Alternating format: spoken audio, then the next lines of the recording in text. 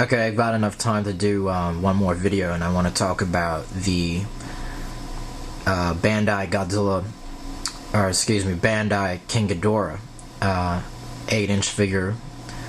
And I've got to apologize in advance because the camera is a little bit shaky because I'm holding it. I don't have a tripod yet, and hopefully it's going to come in sometime next week. So that's going to make the process a lot easier.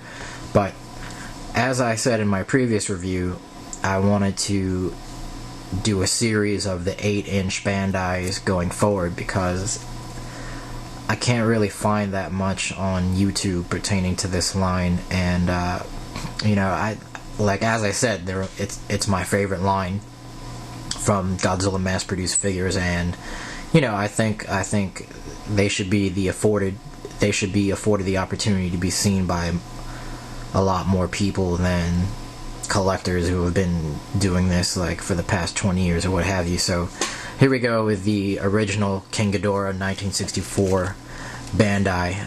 Let's take a look first at the tag.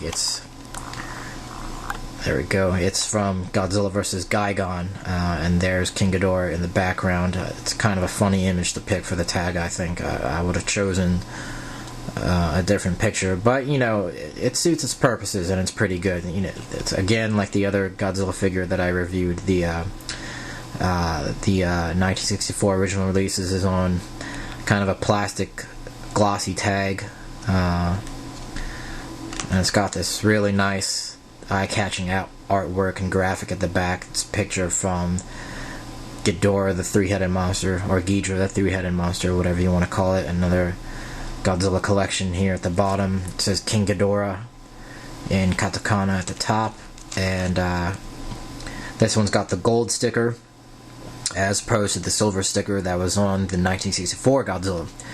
And right away, let's highlight over here the detail on the three heads, which I think is great. Here's the classic two-horned characteristic or trait of the Showa Ghidorah, which is the main differential between the Showa Ghidorah and the Heisei Ghidorah is the number of horns in the head.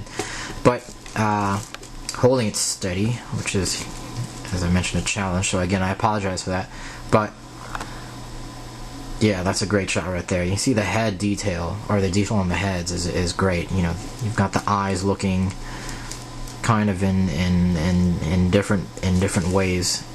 In the head closest to the camera, you can kind of see the eyes looking off straight ahead into the distance. In the middle head, he's also looking off in a distance, but he's looking at a different angle, or maybe that's just the way the camera is held. No, it's actually different. And in the head into the background, the pupil isn't at the same location as the other pupils. It's slightly more to the center, so it's almost like he's looking back or looking at you or what have you. So it's great. It's a great detail. The mane is visible here. The hair or the mane or whatever you want to call it, but it's molded into the gold. There's no highlighting, which is unfortunate. But yeah, the plastic isn't, or the vinyl I should say, is not it's not a uniform color like the 1991 release King Ghidorah, which I have in the other case. I apologize for not having it here for a comparison, but when I do a review of that, I'm going to bring this guy back out so we can compare. But the color on this Ghidorah, I think, is far superior to the 1991 release, if only because there's highlighting, and you can tell that the plastic is not necessarily this color. That the plastic is a different color, and they applied the gold and some of this black highlighting. That's a great shot right there of the wings, to achieve the effect that they wanted. And you can see that there's a lot of like shadowing detail on the black here. Same along the wings. See the back of the head, the row of spines, or the back of the heads, I should say, the row of spines. And it's kind of hard to see it'll go out of focus, but one other differential is that on these wings you can tell that the paint isn't just sprayed on using a nozzle. There's some etches, and it's hard to see, but there are some etches on the paint that almost make it seem like someone took paint on their fingernails and kind of just dabbed the surface of the vinyl a little bit. There are little rows of nail-shaped etches. You can kind of see it there. Like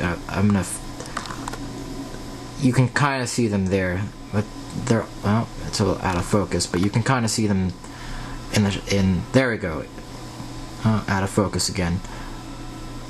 But forget about trying to see it in focus. But it does look like someone took their nail and paint and just dabbed across, so it's a very interesting aspect of the detailing.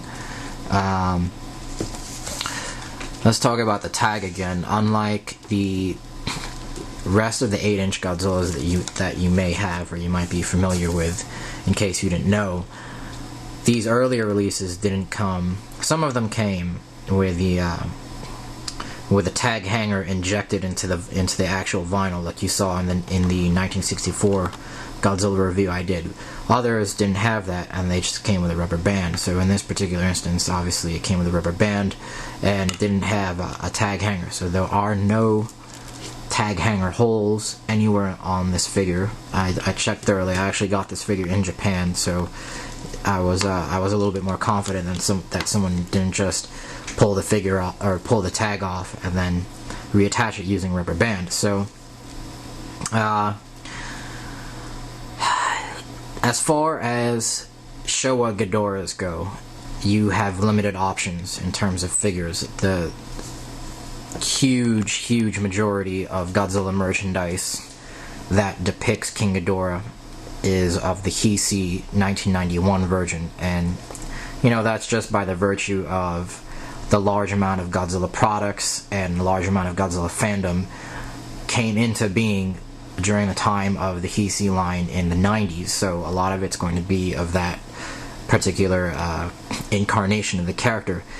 Bandai's got smaller scale figures of the Showa Ghidorah, but I don't have them, and as far as cost, this one also was pretty expensive, but I don't know if I mentioned it earlier or not, but King Ghidorah is my second favorite character behind Godzilla, of course. I've got like a ton of his figures, not a ton, but I've got a fair amount. Let's see, like over here I've got the X Plus statue and the Far East Island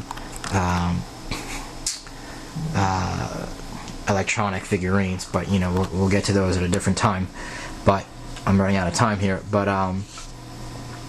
yeah, the pros that this figure has, of course, is that it's Showa Ghidorah, but the main drawback is that it's seriously out of scale with the rest of the 8-inch scale line, which is a problem that's chronic with a lot of the Ghidorah figurines.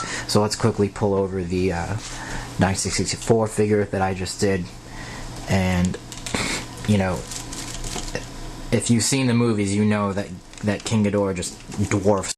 So King Ghidorah dwarfs Godzilla in every incarnation, in every possible movie incarnation he's ever been in.